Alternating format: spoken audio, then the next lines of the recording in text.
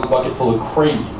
And all I was thinking is that's a lot of material I have for the next 4 years. And all that came out was I hate black people. But that's not true. I'll tell you what, in 6th grade I got beat up by a black girl, and I don't hate her. True story. And I cried all through 4th period because of the shame, and then I started to cry in 5th period because it started to hurt where she hit me. Which brings me to my next point. My mom always told me growing up to follow my dreams. And the thing is I've always wanted to be an accomplished actor and a well-traveled stand-up comedian, but I don't ever dream about that. In fact, the most recent reoccurring dream I have is I walk into a Sears. This is my dream. I walk into a Sears, I go to the cashier, and I try to order a 12-pack of some kind of light beer. I don't remember, it's a funky drink. And he looks at me and he's like, "You know we don't sell beer here. And you were banned forever last week." And I go, "That's JCPenney." No, seriously. I'm serious. When I was 14 years old, I got banned for life from JCPenney because I busted stealing wallets. Which is ironic because I didn't have any fucking money. So back to the dream, I'm like, and then I look at him, he scowls at me, he grabs a female mannequin, breaks her leg off, I grab a male mannequin and swing it at him, then we go to Mortal Kombat for like 5 hours. I always wake up exhausted.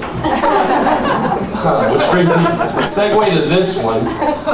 Here's a neat fact. You want to know when someone's lying to you? They start their sentence off with honestly. They say honestly, in all honesty, to tell you the truth. Anything else, they're going to tell you a shit ton of lies right now. And all they're thinking is, I can't fucking wait to get this out because this asshole's going to believe it because I said honestly. But on the flip coin of that token, if that makes sense, if you want to know when someone's not shitting you, they're going to punctuate their statement or sentence with, "I shit you not." No matter what they say, you can listen to it half-assed, but then you hear "I shit you not," perk up because what they just said was awesome and it's legit. So that's why I always like to tell my girlfriend, speaking of the comic who went earlier, I always tell her, "Honey, in my honest opinion, you are the best I've ever had. I shit you not." And then I walk away. Because whenever you walk away, that's a statement in itself.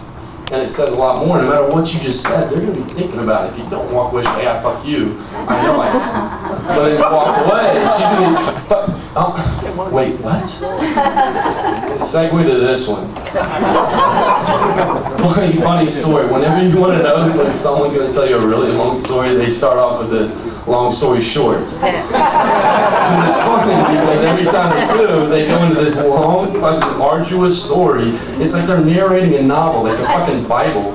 And they punctuate it every few seconds with long story short, long story short. Anyways, whenever you say long story short, you got 3 words, get it out, that's it. So the next time someone looks at you and says long story short, look at them and go, "Bullshit!" And then walk away. And then maybe they'll think twice next time about pulling that bush league bullshit. That was really good. So another one, I saw Slumdog Millionaire and I was at Walmart, my cashier was Indian, India, red guy. So no, Sean, seriously. As soon as I asked him, I go, "So have you seen Slumdog Millionaire?" And he got offensive, and I was like, "What the fuck, WTF?" And I thought about it for a second, and I was thinking, oh shit, that's kind of like going to a black dude and being like, "Dude, Roots, did you catch it?" Dude, that was so black how they fucking did Kunta, man. That shit ain't right, dog. But it's like one of Michael Vick, brace yourself, and asked him if he'd seen hot dogs go to heaven. You can't say that. My poor guy may take the wrong way. Got another one. I was driving the other day and I drove by Goodwill and I saw a sign that said T-shirt Tuesday, all t-shirts are half off. Last time I checked, t-shirts were 75 fucking cents. Is the economy that bad?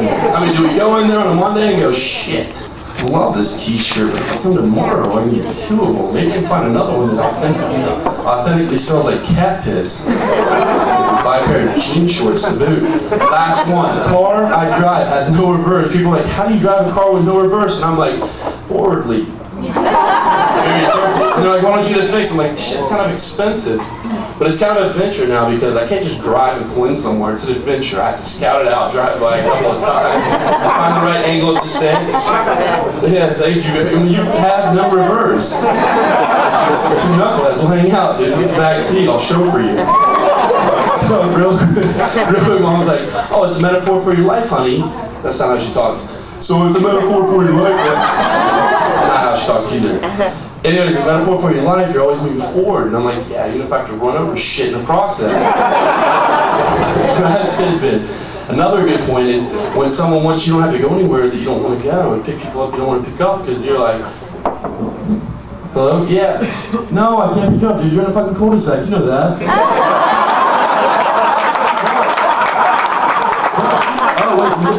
You live in a big apartment complex. Even fucking worse, dude. Put the phone down and walk away. Thank you guys. That's my